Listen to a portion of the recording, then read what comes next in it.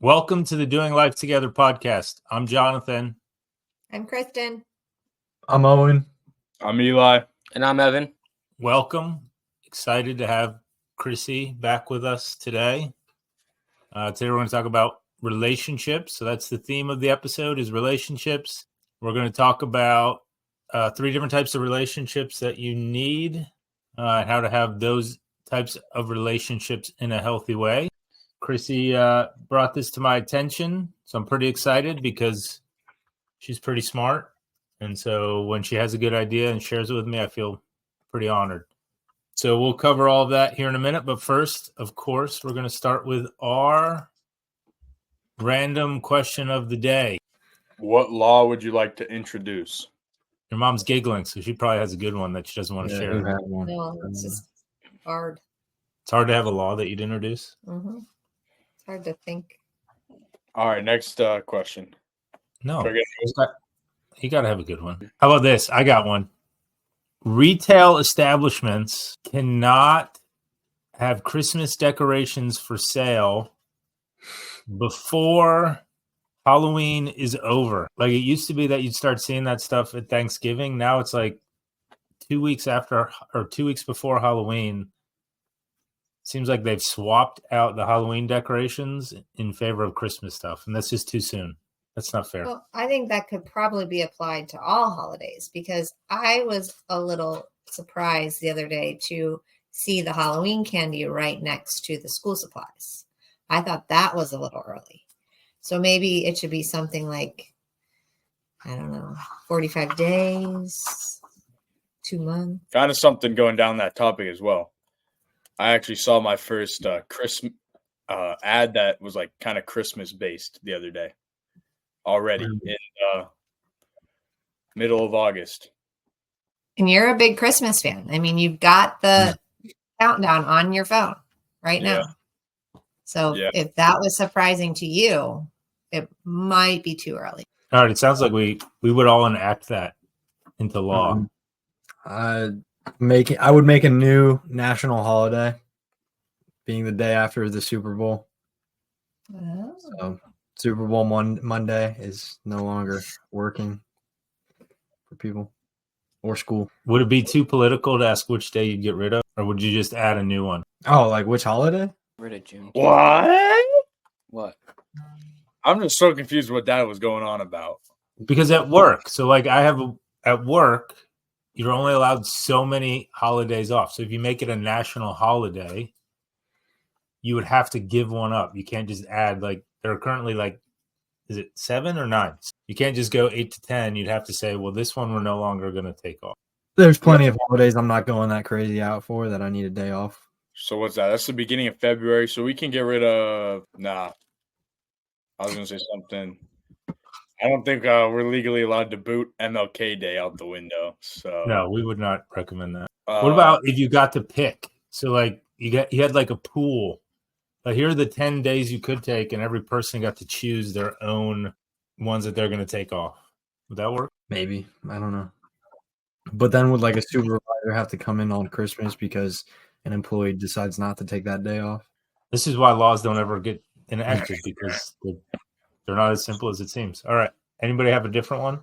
I'm surprised your mom didn't say that husbands can't wear fall clothes in the springtime. What is he on? This guy's on a different. He's looking for in the summer. I don't know. I feel like spring and fall have the same weather, so they probably got the same clothes. What do you feel about that, honey? No, there are definitely certain colors and patterns that are fall. I wear the versus same spring. 7 shirt rotation every week, no matter what. Getting close to fall. It's fine. I get what you're saying, but I don't know. I don't think it's not like that. All right, like I said, today we're going to talk about relationships and why they matter, and what does it look like to have good relationships. Chrissy brought this to my attention the other day. She woke up and typed it up in a text and then sent it to me. So that way, when I woke up, I had this text of this great idea she had. And I'll let her talk about what that is here in a second. But part of my coaching on having a successful life is this idea that you have to have really good relationships. And I call it community. So that's the letter C in Arch Impacts is about community. And that centers just basically, like I said, around you need to have healthy relationships in order to achieve the kind of success that you want in life, or at least for success to feel the way that you think that it should. This is supported by Harvard's research on happy, healthy lives, which they call their longitudinal study on happiness, and which basically says people with the best relationships live the longest, live the healthiest, and have the happiest lives.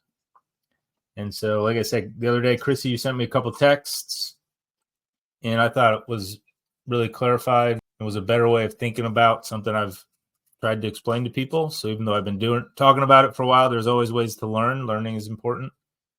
So, honey, you want to talk about it? Yeah, so this is definitely not something I came up with. Actually, this summer, while I was serving with Owen, Eli, and Evan at Round Lake Christian Camp, we heard of this concept. And so, yeah, you can be there volunteering to help kids learn about Jesus, and you can learn a lot as an adult or a young adult as well. So this idea was that everybody needs a Paul, Barnabus, and Timothy in their life.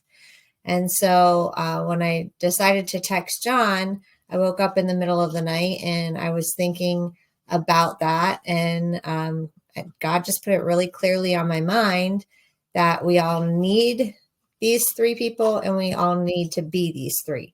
So I kind of summed it up to John like, hey, this is a good way to present it to people. It's something they'll remember if we just kind of simplify it as need three, be three. So the concept is around Paul, Barnabas, and Timothy, who were significant figures in the New Testament in the Bible. And they helped start the early church. And Paul was a great teacher. He had been a Pharisee who initially persecuted Christians. And then God got a hold of him on the road to Damascus and really changed his life. And he became super influential to other people and teaching them about Christian theology and practices. So the idea is everybody needs a teacher in their life. Barnabas was kind of a partner alongside Paul, and he was very encouraging and instrumental in the early spread of Christianity, particularly among the Gentiles. So he was really just encouraging new people in their faith. And his name means son of encouragement. Timothy was one of Paul's students, or someone that Paul really mentored. He poured into Timothy and even gave him great leadership responsibilities to kind of bring him along in his faith journey. So we all need someone that we are also pouring into.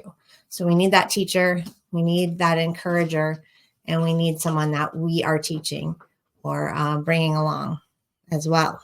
So that's the need three.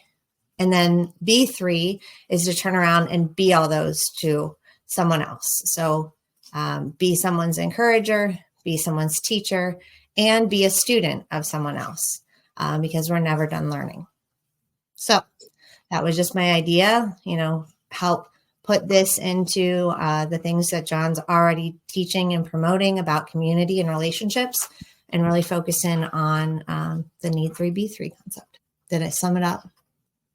I think you could also be an amazing marketer. Need 3B3. Let's see how well you did. All right, kids, summarize the need 3B3. See how well you were listening. You need a teacher to be a student and an encourager in your life, and you also need to be that as well. What about so your mom used three names. What were the three names and which role did each person play? Paul the teacher. There was Eli, stop feeding him the answers. What are you on about? Your phone right there with the article pulled up. No, it's not. It's off. Ooh. So there's Paul, the teacher. Good one. Timothy is the student, and Barnabas is the encourager. Nice. Good He job. clearly was paying attention. So I will say there's one like slightly confusing part of the need 3B3 because two of them overlap. Really, 3 + 3 = 5, but who's counting? That sounds like Common Core math. We're just going to say 3 + 3 = 6 and leave it at that. Because you can be the person that you're teaching doesn't necessarily Have to be the person who's learning from you. You could have multiple people. Does that make sense? That's just one area I've been like a little. I hope the person you're teaching. Yeah, why are you teaching somebody if they're not? Well, they learning have from to you? learn from you, but they don't have to check that box. They could check. So the need 3, you need a teacher, you need an encourager, you need a student. You need to be a teacher, an encourager, and a student. So the person who is your student, you are their teacher. You get what I'm saying? They overlap. Whoops, hold on. I put up too many fingers. But you could have 2 people that you're teaching. I'll give you a real example. So in the workforce, I tend to try to mentor lots of people. So not everyone that I'm pouring into, if I were to say, hey, who's a teacher that you look up to, would say me. But that doesn't mean that I'm not applying that. There are people who are probably pouring into my life that I would be like, if you were like, hey, who's mentoring you, I wouldn't necessarily put their names out there. So it's kind of that idea that just because you have that relationship with somebody or view yourself as having that relationship doesn't mean it's reciprocal. But just because it's not reciprocal doesn't mean it's not an effective or important relationship. So I will say that ironically enough, as we were getting ready to record this podcast, Inc. magazine posted an article. It was about Warren Buffett and his 12 keys to a great life. Do you guys know who Warren Buffett is? Yeah. Buffett known for? To me, he's known for offering $1 billion for a perfect bracket. He got $1 bajillion. He is not a country singer, Evan. I was wrong. What do you know? You mean Jimmy Buffett, buddy?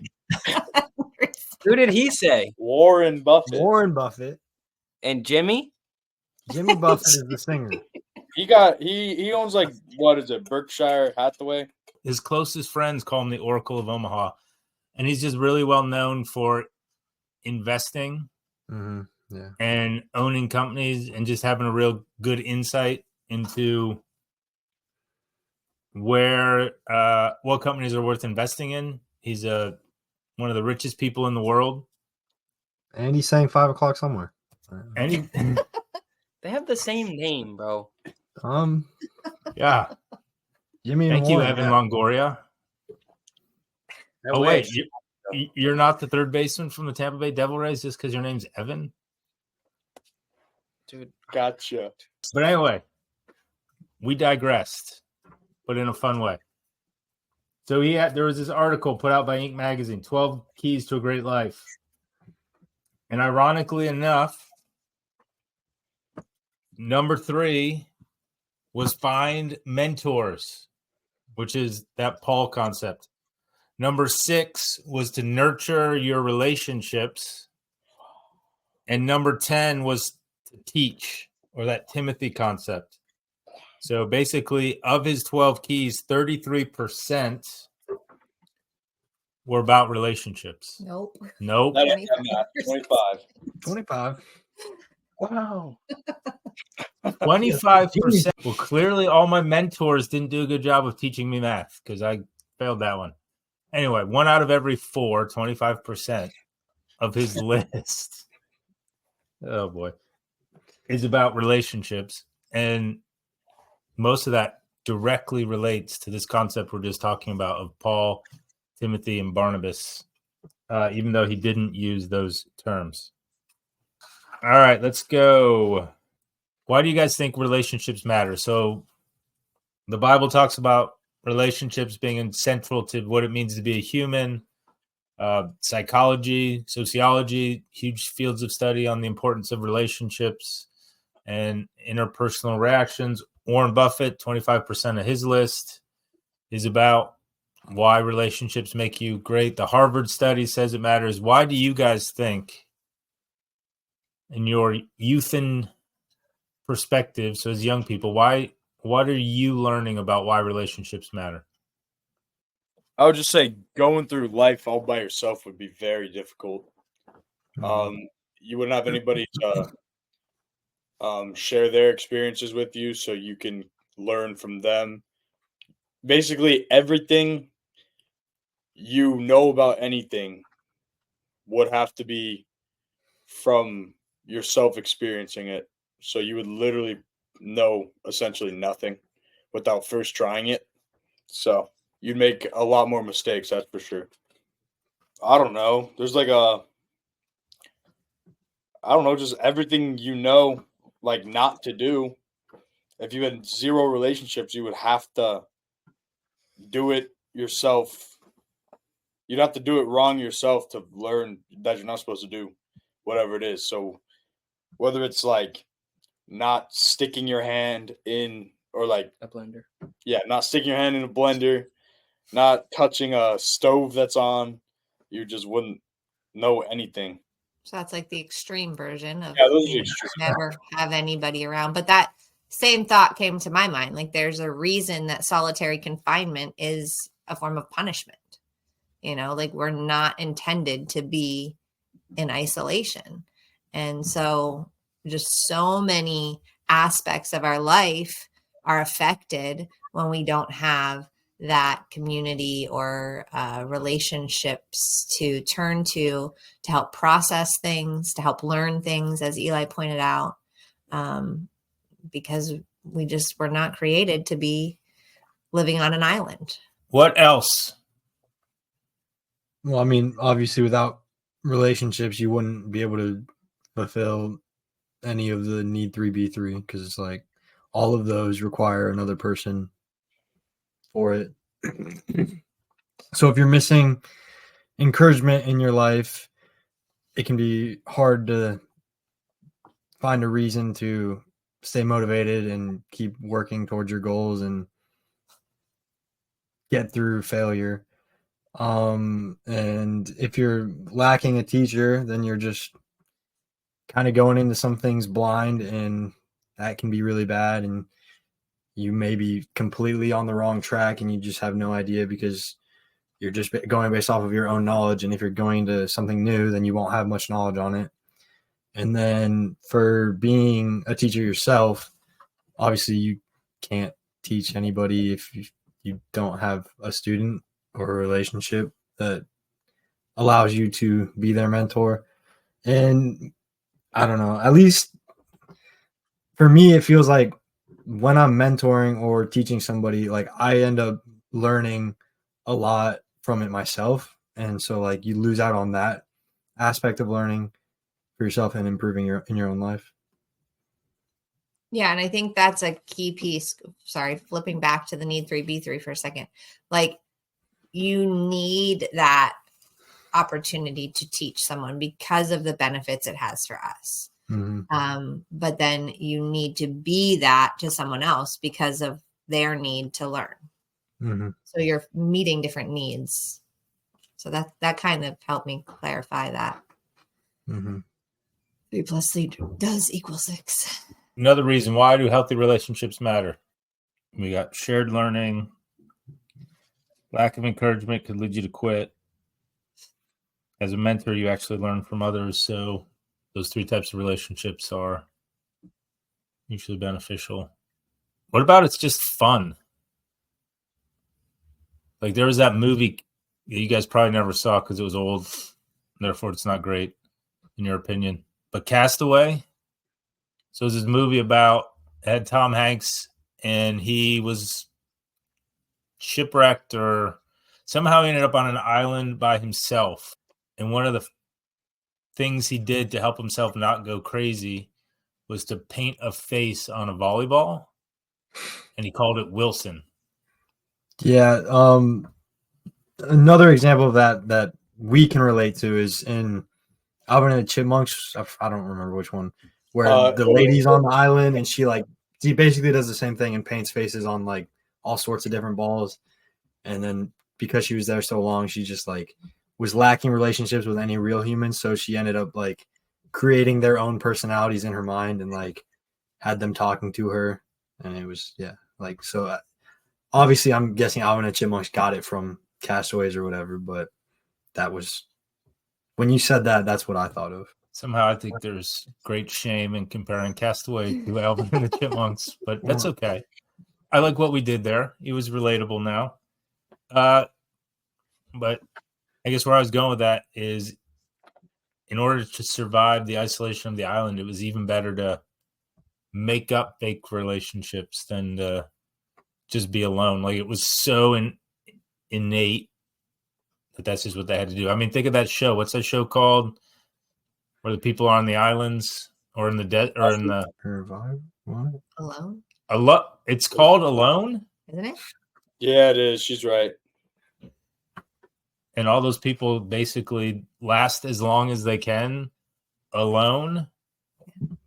And I'm not like a big time watcher of that, but every episode I've ever seen, typically, or every season I've watched any part of, someone in that says, the reason I'm quitting is I miss my family or I miss a certain person and I just want to go be with them. Mm-hmm. That's true. So I was watching an episode of that show, and this dude put on a bunch of weight so that he could survive longer, like if he couldn't eat, because he would have his body fat for energy. And he broke his ankle on the first day. So he was just had to go home fat because he broke his ankle. It's terrible. That's a horrible. Hopefully he went home to somebody who could take care of him because he was in healthy relationships. But I could totally see why that would be crazy. But it's also a good time to remind people we have a YouTube channel, the Doing Life Together podcast at Arch Impact Studio. And so you can see all these silly faces and the giggling. And messiness behind here. We've never gotten any comments about the messiness of the room. Mm-hmm. But thank you for caring. Mm-hmm. All right. But it's an example that people use often. If aliens came down to Earth and watched our family, what would they say it takes to be part of a good, healthy family relationship? Either because it's something we do well or because it's something you're like, they would say that, see it and say, no, don't do that. I think one thing for sure is that you need to communicate well, because if you don't communicate, then you're just going to let your problems, if they start small and then you don't communicate them, and then they'll just keep growing, and then it'll turn into like some big old thing. And I think another thing is like, you have to actually want to be around the people. Because like if you just sit in your room all day and don't really want to talk to them, then the conversations you do have are not going to be very good. What does it take to want to be around someone? Like what, like that's kind of like an outcome, and I would agree. But what goes into wanting to be around someone? I think one thing that helps is if you like are able to find something that you both enjoy, so you can like bond over that. So a little bit of common interests. All right, what are some other things that cause you to want to be around somebody? I mean, Mutual respect. Mutual respect. mm-hmm. What does that mean?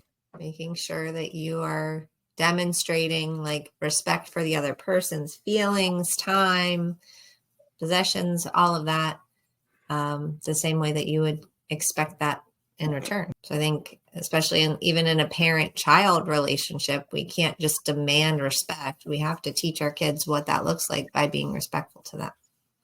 Makes a lot of sense. Anything else that we put on the want to be around list? How important is fun? Yeah, it's important. Pretty important, yeah. Okay. So what else? Would the aliens go back to their mothership and say, here's what it takes to be in a good family relationship?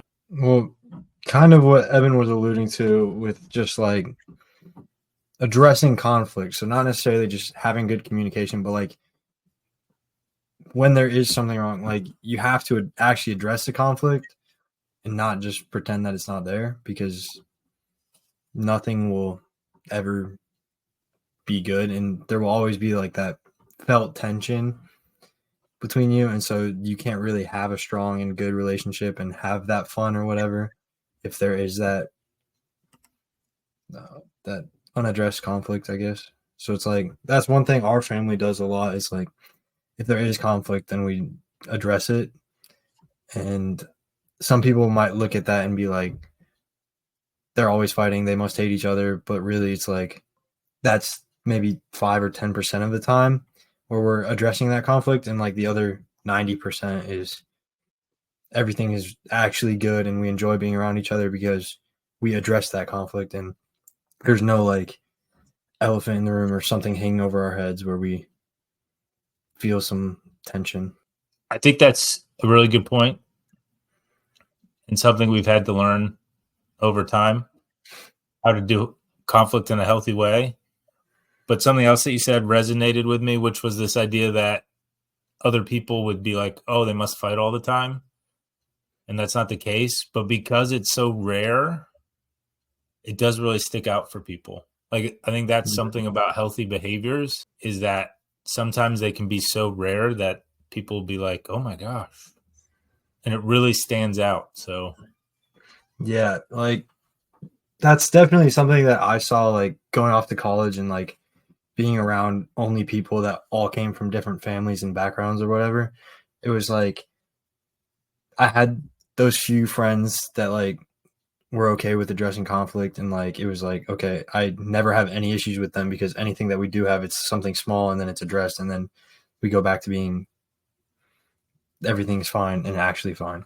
And then there's like other people that I'm around, and it's like there's just constantly like they see somebody and they're in fear of having to like interact with them because of something that's outstanding that they haven't brought up. And it's just like crazy to me that people like choose to live like that rather than spend a minute being uncomfortable to just not have to deal with that stress and anxiety of seeing someone or having to interact with somebody that you would consider your friend even.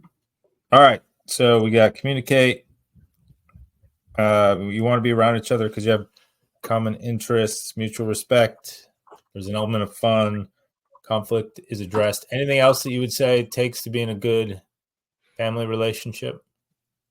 I'd say like teamwork and everybody doing their part, especially like obviously parents are going to do more for the family than the kids, but kids just putting in what they can to help around and stuff like that. And then probably also I'd say some compromise, like when there's decision making, the parents and the family can't just be like always have what they want in mind and not take into account what everybody else wants. Patience is also definitely a big thing, especially for like us in a big family where it's like, yeah, you might have something that you need like addressed or you need to talk about, but like there's 6 other people in the family who also have needs and stuff they have to do and stuff like that. So just being patient and willing to just like wait your turn, I guess, is key. All right. Perfect. Thanks, guys. All right. So if we think about, so family is a nice one because it's a complex dynamic, plus it's a key part of our lived experience, to go back to something Eli said. But now let's look at the idea of being a good teacher, a good encourager, and a good learner or student. What are some characteristics of a good teacher? I would say they have to be engaging. Like when I think of like a school teacher or something, they can't just be standing up at the front of the classroom reading off bullet points. Like that gets the job done, but doesn't do as good of a job as someone who actually tries to engage the people that are trying to learn off them. For me, I would say easy to talk to. They have to be knowledgeable in what they're trying to teach you on. Relatable. Like if they're relatable, that's definitely helpful. They need to be caring, because like if they don't actually care about you and that you learn it, then you probably won't get what you need out of it. And then I feel like they have to be pretty good at explaining as well, because it's like, especially if it's something I'm going into and I have like no knowledge on, if they can't explain it thoroughly and correctly, then it's like, sure, they might be giving me the right information, but I'm probably not going to actually be able to learn it. Being willing to, especially when we're talking about like a life teacher teaching you about, things that you're going through in life or how to grow in your faith or things like that. I definitely think being willing to be vulnerable and share their own experiences. Like Eli said, we can benefit a lot from learning from other people's mistakes or victories even. So being willing to open up and be honest about their own life, I think is a real big key. Engaging and explaining, good communicator, relatable, actually know stuff. They're caring. They want you to learn. They're vulnerable, honest. Anything else? I don't think so.